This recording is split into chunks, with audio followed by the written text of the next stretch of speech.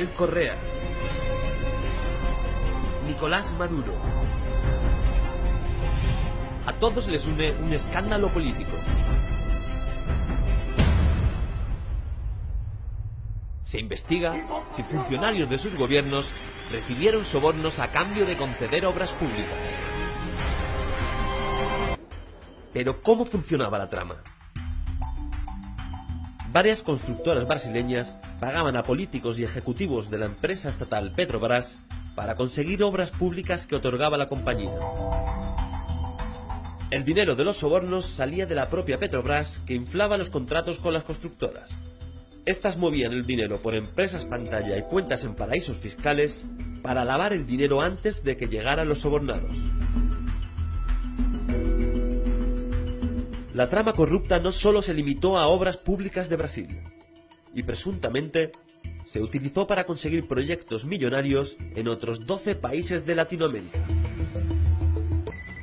La investigación del caso Lava Jato aquí en Ecuador podría implicar a más de 100 funcionarios públicos acusados de recibir sobornos en un caso de corrupción que superaría los 300 millones de dólares.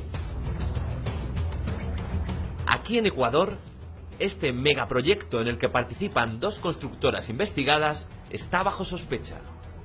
El expresidente Correa lo inaugura con el nombre de Multipropósito Baba. Este periodista de investigación vive amenazado por destapar con esta publicación los escándalos de corrupción política silenciados en su país.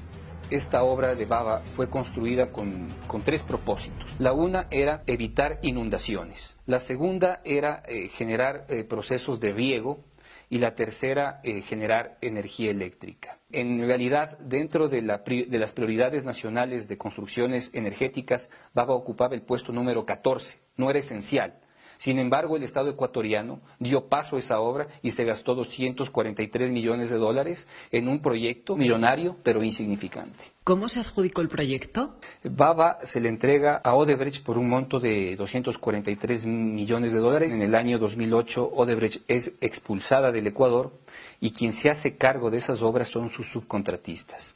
Y para entonces, su subcontratista en el Ecuador, una de ellas era la empresa OAS.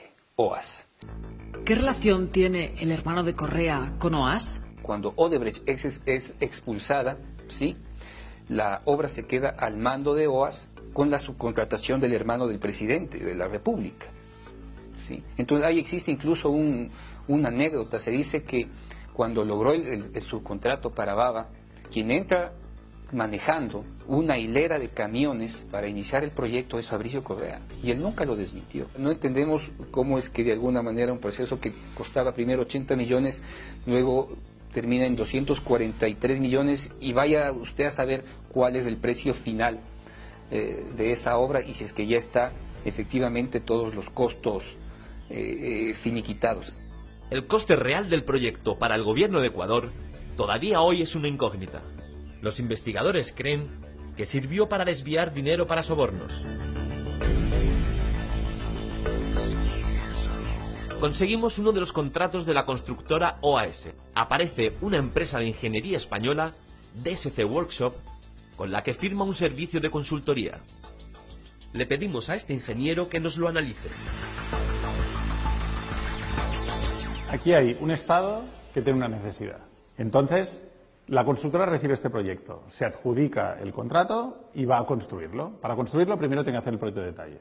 Y cuando hace el proyecto de detalle dice, aquí falta información, no tengo suficiente.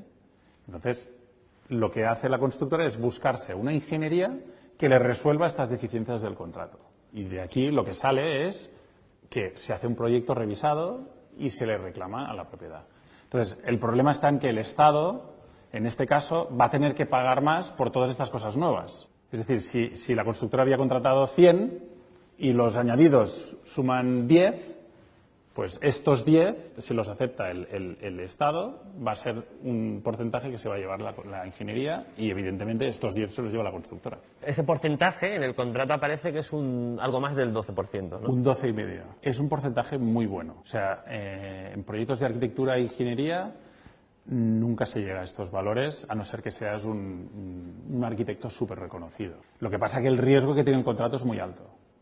porque estás un año sin ver ninguno de estos dineros. Es decir, tú haces tu trabajo, tú haces la inversión con todo tu personal y con todo el trabajo que tú estás haciendo a nivel de horas, estás financiando la constructora y al final, cuando vas a la constructora y al Estado para poder hacer la reclamación, todo aquello que te acepten lo cobrarás. Lo que no te acepten no lo cobrarás. Entonces, compensan el riesgo con el alto porcentaje. ¿Usted aceptaría el contrato? No, yo no lo hago. Yo no lo acepto. O sea, para que te hagas una idea, nosotros lo que siempre intentamos es cobrar por adelantado. Y aquí estás hablando de que cobras al cabo de un año. Podría perder mucho dinero, pero la empresa española sí firma el contrato. Este hombre, Roberto Trombetta, le explica por qué a los investigadores. El asesor tributario de OAS confiesa que el contrato es ficticio. Asegura que la empresa española simula un trabajo de consultoría para cobrar más de 9 millones de dólares que luego transfiere a sociedades en paraísos fiscales utilizadas para el lavado de dinero. Además, acusa a la ingeniería de participar en otro falso contrato en Perú. Presuntamente, desde aquí habría participado en el lavado de algo más de 15 millones de dólares para sobornos a políticos de Latinoamérica. Quería preguntar por un par de contratos que firmó su empresa en Perú y Ecuador. Sí. Según la declaración de Roberto Trombetta, que era una de las personas, digamos, el operador de transferencias de los sobornos, lo que dice es que DSC Workshop, DSC Group, su empresa, es que además recibió... es que además son empresas independientes. Bueno, la persona que firmaba era usted, en el contrato. Sí. Entonces, que recibió, me refiero a dos transferencias, una de 9 millones de dólares y otra de 6 millones de dólares por los dos trabajos, y que posteriormente ese dinero llegó a cuentas de Andorra de empresas offshore, que controlaba este señor, vamos. Pues es que yo con este señor nunca he estado con él. Sí, bueno, no está con él, pero esas transferencias llegaron a sus cuentas, a su empresa, y luego se las transfirieron a otras, ¿o no? Pero no, nosotros no. Hemos estado trabajando de la manera habitual como hemos trabajado. Pues recibieron las transferencias, ¿no? Pero no eran esos importes ni muchísimo menos, ¿eh? Si quieres lo puedo enseñar, ¿eh? Tengo los contratos ahí. Pues es que, vamos, de todas formas es que me voy ahora que habíamos quedado para comer. Pero no le llama la atención, por ejemplo, que él diga que su empresa recibe esas cantidades y que los contratos son falsos, que no se hace esos trabajos no se hicieron. Yo lo que me imagino es que, como tú bien dices, si hubiera algo a lo que nos respecta a nosotros que estuviera mal, entonces hubiéramos recibido una citación o nos hubieran preguntado. Bueno, no, es bastante reciente.